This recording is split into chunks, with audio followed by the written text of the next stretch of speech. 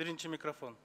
Рахмат, Дастан Арыспек жогоруда айтып чыккан кесиптештерди мен да колдойм да, эми чегичилбеген чегара маселесин чечишибиз керек да. Анан өкмөт башчы өзү келиш керек. Укук коргоо органдары баары келиш керек. Анан Баткенде кел вице-премьер менен жергиликтүү губернаторду коёндон коркок болуп заставадан чыкпай жок, алар кетсин деп атса, биз буларды келсин деп атабыз да.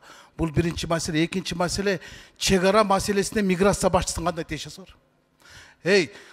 Баткендеги чегара кырдаал турукташып калды. Якутия эмне болуп атат? Бөтөн элде, бөтөн жерде биздин мекендештер Кыргыз Республикасынын өкмөтүнүн өкүлдөрүн таппай 2 көз 4 болуп отурса, миграция башчысы орун басарын жөнөтүп кое турат. Ал эмнени чечет?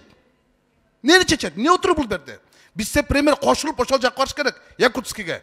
Ошол мэри менен сүйлөш керек. Ошол жакта өкүлдөр менен сүйлөш керек. Кана берде биздин чегара маселеси бул Тышкы иштер министрлигинин милдеттеринин бирине кирет. Кайда Тышкы иштер министри? Кана башкы прокурор? Канча киши, 7 киши кылмыш иши козголду дейт. Сурайык да. Мынча киши барымтага калдым дейт. Тажик тараптан 2 киши калды дейт. Эмне үчүн ушундай маалыматтар чыгып кетти? Улуттук коопсуздук кызматы келиш керек. Анан отуруп алып булар маалымат туккан эмне пайда? Эл эртең мистимне дейт. Ошондуктан миграция башчысын бирге кереги деле жок, буга суроо деле жок болуш керек. Буну тез арада вице-премьерди коштуруп Якутияга жөнөткүлө. Рахмат.